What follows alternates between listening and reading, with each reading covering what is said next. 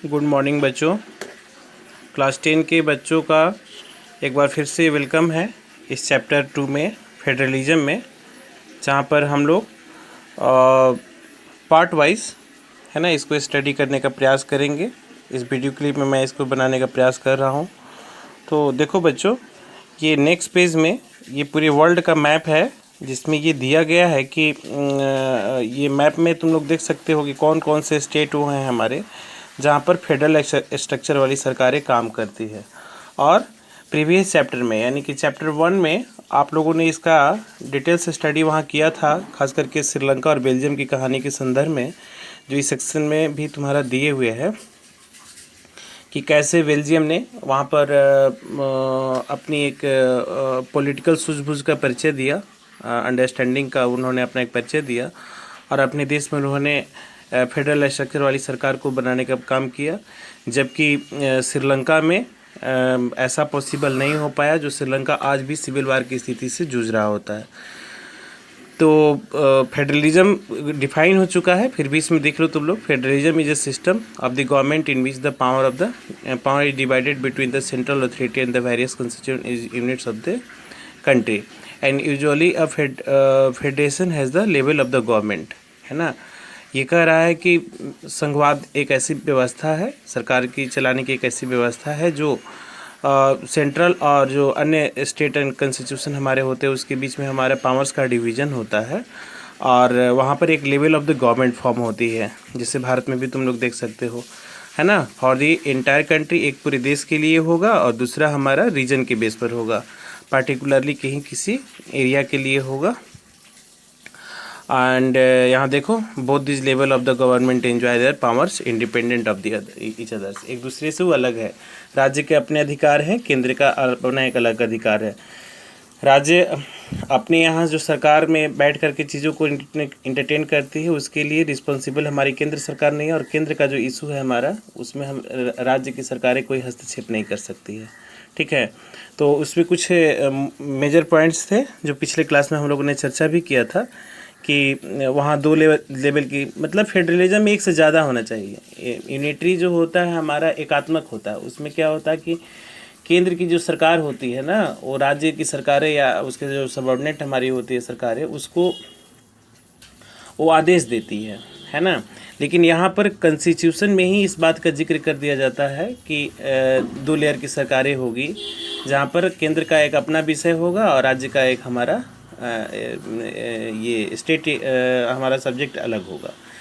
Union list, state list वगैरह था ना, बना है हम लोग का, अगले पेज में हम लोग इसको पढ़ेंगे। तो देखो, तो इसमें है क्या कि 2 से ज़्यादा सरकारें, एक से ज़्यादा होनी चाहिए, 2 और मोर लेवल ऑफ द गवर्नमेंट। जैसे हमारे यहाँ 2 ही एक्चुअल है, उसमें तीसरा उसका एक नया लेवल फॉर्म हुआ है, जो पूरे देश में पंचायती राज व्यवस्था के तौर पर काम करती है। Tears of the government govern the same citizen, और हर एक सरकार जो होती है पूरे देश के नागरिकों पर शासन करती है। जैसे बिहार के हम लोग हुए, तो राज्य की सरकार हम लोग के ऊपर में रूल कर रही है, केंद्र की भी सरकार हमारे लिए काम कर रही है, लोकल बॉडी जहाँ जहाँ जो लोग हैं उसको।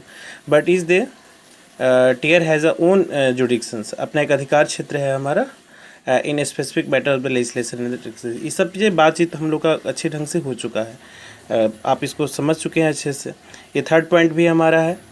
चौथा, fundamental provision of the constitution can not be change by the one level, एक सरकारें उसको नहीं बदल सकती, उसके लिए पूरे देश में इसका ये मैंडेट लेना होगा। कोर्ट का एक अपना पावर होता है, सोर्सेज व रेवेन्यू अलग अलग। हालांकि जीएसटी आने के बाद में ये चीज़ें बहुत आसान हो गई है। किसी बच्चा ने पिछले क्लास में पूछा था कि सर ये क्या है, तो ऐसे। इसके बाद में federal system dual objective to the promote their unity of the country while of the same देश एकोमोडेशन रीजनल डाइवर्सिटी, ये देश की एकता और अखंडता को बनाता है। इसके बाद में क्षेत्रीय जो हमारी डाइवर्सिटी होती है, विविधताएं होती है, उसका भी एक बहुत ज़्यादा बड़ा सम्मान देता है।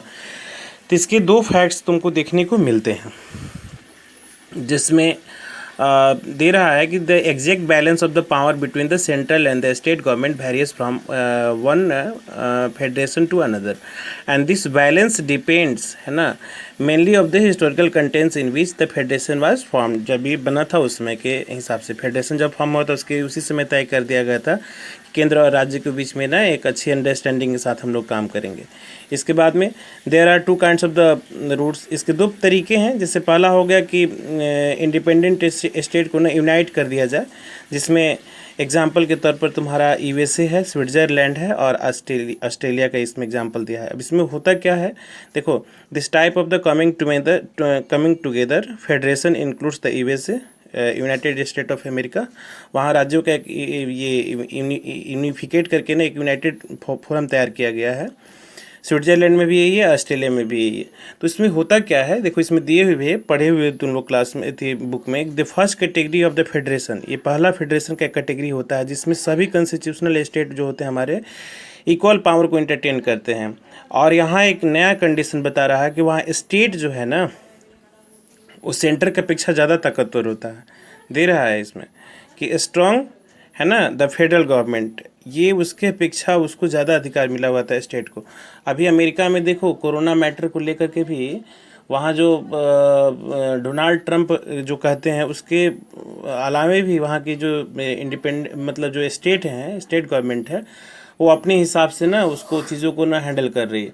जबकि हमारे देश में ये दूसरा वाला स्ट्रक्चर काम करता है, सेकेंड रूट, जिसमें कह रहा है कि लार्ज कंट्री, बड़ी कंट्री होती है, divide it's power between the constituent state and the national government, राज्यों के बीच में और केंद्र की सरकारों के बीच में सत्ता का विभाजन हो जाता है, जिसमें इंडिया हो गया, स्पेन हो गया एग्जाम्पल, और बेल्जियम के तौर पर।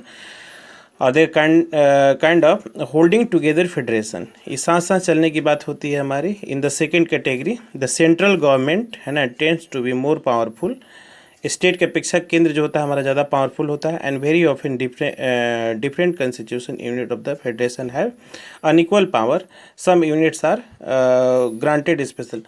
ये एक बड़ा देश है और अपनी प्रशासनिक और जो तमाम प्रकार के ऐसी रूलिंग जो ज़रूरतों को ध्यान में रखते हुए वहाँ पर छोटे छोटे स्टेट बनाए जाते हैं। जैसे हमारे भारत में, मैं क्लास में बार बार तुम लोग को बताता भी हूँ, जैसे भाषा भाषी राज्यों के आधार पर, आगे हम लोग इसमें पढ़ेंगे भी। अब देखो हरियाणा हो गया, चंडीगढ़ हो गया, पंजाब हो गया, महाराष्ट्र हो गया, गुजरात हो गया, तमिलनाडु हो गया, इसके बाद में तुम्हारा जोग्राफिकल पॉइंट ऑफ व्यू से देखा जाएगा तो झारखंड हो गया, उत्तराखंड हो गया, छत्तीसगढ़ हो गया, है ना, उड़िया भाषा भाषी के आधार पर उड़ीसा हो गया। तो ये हमारे देश की डाइवर्सिटी है और उसको ऑनर देने के लिए सरकार ने ऐसे छोटे छोटे डिवीज़न कर दिए हैं। बट ये सारी जो सरकारें हैं ना और जितने भी सारे स्टेट हैं, ये सब हमारे सबऑर्डिनेट यूनिट के तौर पर काम करती है। और ये हमारे भारतीय संविधान में जिक्र कर दिया गया है कि राज्यों के एक अपना एक अलग अधिकार होगा, वो अपना उस हिसाब से काम कर सकती है, और केंद्र हमारा स्वतंत्र है। लेकिन यहाँ पर केंद्र जो होता है ज़्यादा पावरफुल का संदर्भ ये है कि नेशनल इमरजेंसी लगाने का, जिसमें तुम्हारा आर्टिकल 352 भारतीय संविधान के अकॉर्डिंगली 356 और 360 का। अब जैसे 352 हो गया राष्ट्रीय आपातकाल, 356 हो गया राज्य में आपातकाल। कहीं कहीं देखे जाओगे तुम लोग के हॉर्स ट्रेडिंग सरकार में गलत तरीके की चीज़ें होने लगती है, यहाँ वहाँ की सरकारों से लॉ एंड ऑर्डर कंट्रोल नहीं रहता है, तो देश में अराजकता की स्थिति और राज्य में पैदा हो जाती है। तो अब राज्य भी तो देश का ही हिस्सा है ना, तो वहाँ पर क्या होती है कि केंद्र की सरकार जो होती है स्पेशल अपने पावर को ये इम्प्लीमेंट करती है और वहाँ पर राष्ट्रपति शासन लगा देती है। या अभी कोरोना में इसको देख लो, केंद्र की जो मोदी सरकार है जो फैसला लेती है वो सारे राज्यों को मानना मजबूरी होती है कम ज़्यादा करके। अब मान लो कि कहते हैं कि लॉकडाउन पूरे देश में बढ़ा दिया जाए, अब कोई स्टेट कहे कि नहीं मैं नहीं बढ़ाऊंगा, तो आप अलग नहीं हैं, आपको बढ़ाना ही होगा। केंद्र की सरकार के ना आदेशों का मुखालफत आप नहीं कर सकते हैं, आपको उसके साथ काम करना होगा, ठीक है। तो ये उसकी एक सबऑर्डिनेट इकाई हमारी होती है। तो इसमें देखो कुछ नेपाली वगैरह के बारे में चर्चा किया गया है, चेक और प्रोग्रेस के रिवाइज करने के लिए दिया गया है, इसको आप देख लीजिएगा।